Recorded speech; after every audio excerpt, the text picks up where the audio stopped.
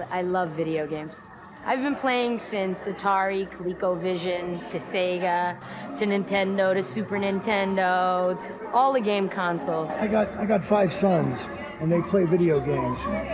So I thought they'd get a big kick out of seeing their dad and hearing their dad's voice in the video games. That was a big part of it for me. You basically get to look at a little layout that they had, and they'll have like the characters, their bodies moving, the background isn't in yet, you know? And you get to see kind of like the layout of the land and how, you know, the characters interact with each other, like their mannerisms and their movements. And then you kind of adapt to that and do your voiceover.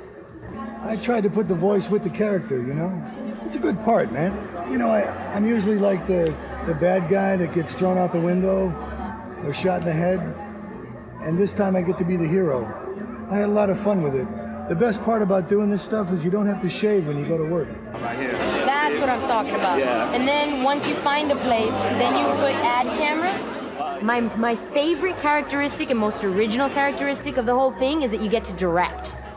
You get to put the camera where you want to put it, rewind, do the scene over again until it looks picture perfect. You get to like basically make your own music videos.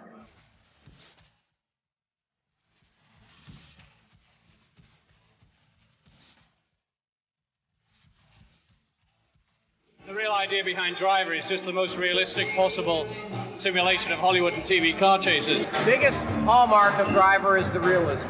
The fact that when you are driving in Istanbul, or you're driving in Nice, or you're driving in Miami, you're driving down the actual streets.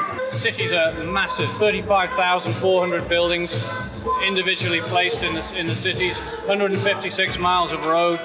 And that, on top of that is all the back alleyways and so on. So it's a huge game, it's a very detailed game. When you look at the walls, you see the texture of the wall. When you look at the garments hanging on the laundry line in the neighborhoods of Nice, you see the texture of the garments. You can't compare to the realism, the hyper-realism, really, of Driver 3. Run the Gauntlet is it's a short film based on Driver 3. It's not really pulled from any particular scene inside the game, but it's heavily influenced by the game, the story of the game, and the action of the game.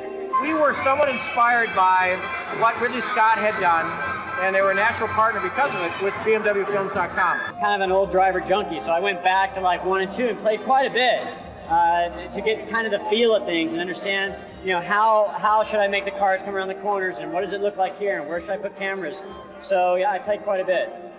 Ridley Scott's a perfect partner. They got the game. They understand video games. They appreciate video games as an art form.